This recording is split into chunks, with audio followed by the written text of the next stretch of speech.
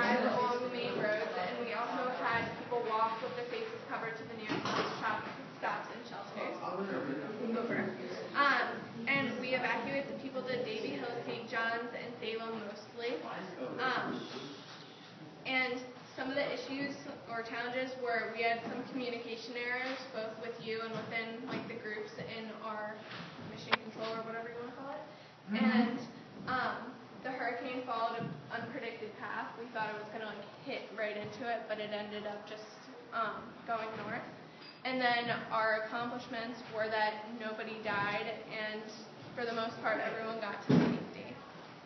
Excellent. You are correct on everything. I know evacuation team, you can just kind of breathe now, right? Yeah.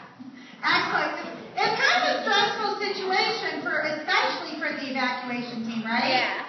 Because you're just not just doing calculations.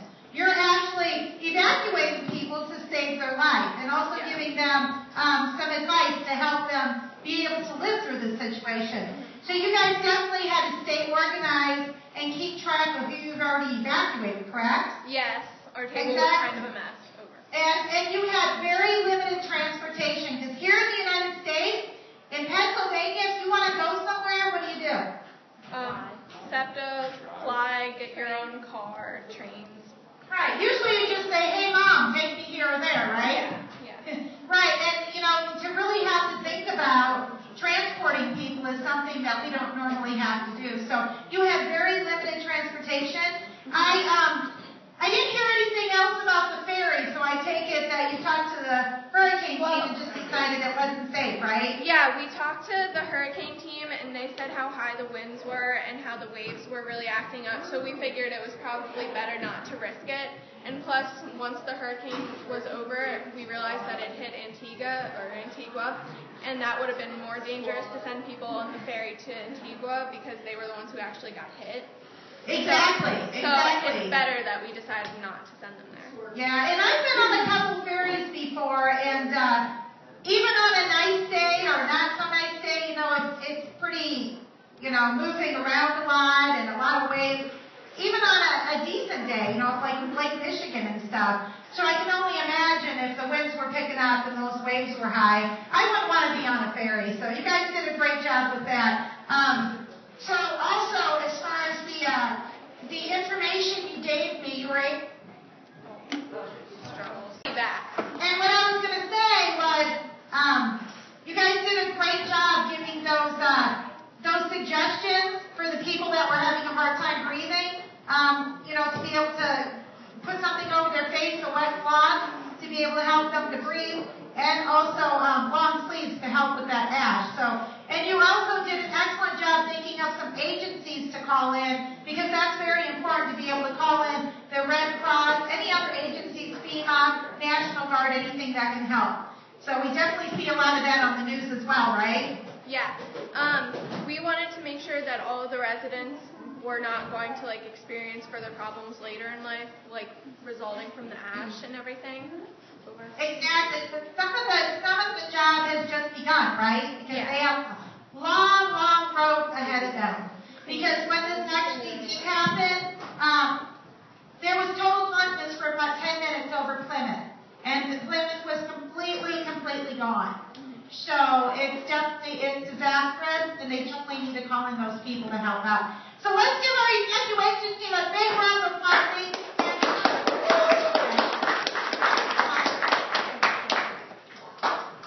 Okay, Brian, who's next?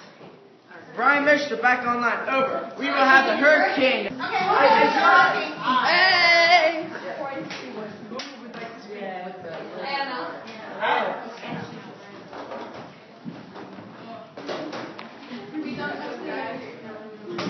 You have to hold on. So which one's good for us? Sequel though, right? Over? Yeah. We have not been able to see you. Over. Can we please refresh communication? Go ahead.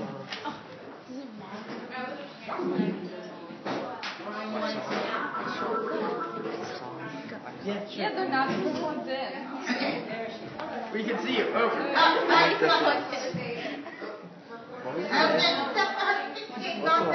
one? Wax on, wax on. Alright, for the second one, we said Lahars, mudslides, Just wax on, wax off. Exactly. Now, that was the six-light surface. I don't know if you heard me say earlier that what we did was call in some construction equipment from Baby Hill to start clearing the road. It's kind of like certified state when we get snow and we call them the plows.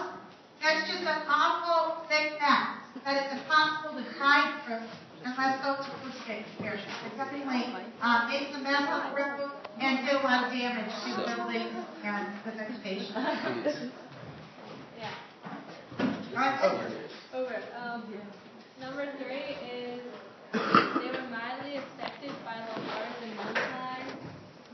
If affected at all, and by like heavy rains and waves. Over. Definitely. Okay, I copied that. Go ahead. 4, we said waves were polluted with volcanic material along with a lot of plants, so the water might not be good enough to drink for a while. Right, definitely, because it would make it very hard unless they have rain. But even if they have rain for longer, if there's so much ash in the air for so long, it's going to take a while before their water quality's up to par again. Definitely. Okay, what about your challenges? We said that just getting the evacuation team all of our data was a little bit hard, and just making sure all our numbers were correct. Exactly. And I know with the hurricane, those that data can be very difficult at first, correct? Yeah. Yes. What was the hardest? Was it the calculations or the mapping? Mapping problem. Mapping, yeah. Yeah, that's kind of a hard thing for me too. So I think at first when you measured from the outer or from the ice storm. Yeah. Yeah. So. Okay. The accomplishments. We said that no one died was a pretty good accomplishment, and that we were able to track it correctly.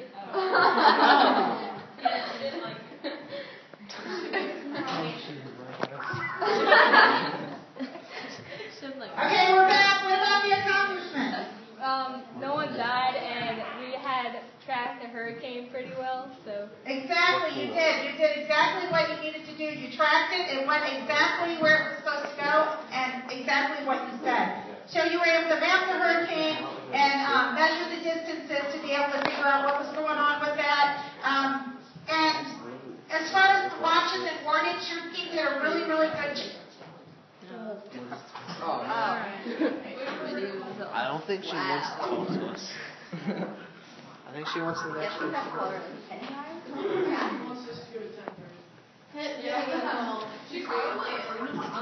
Yeah, she's declining.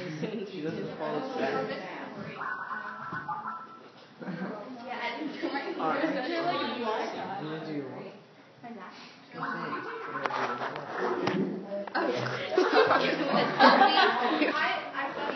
Yes.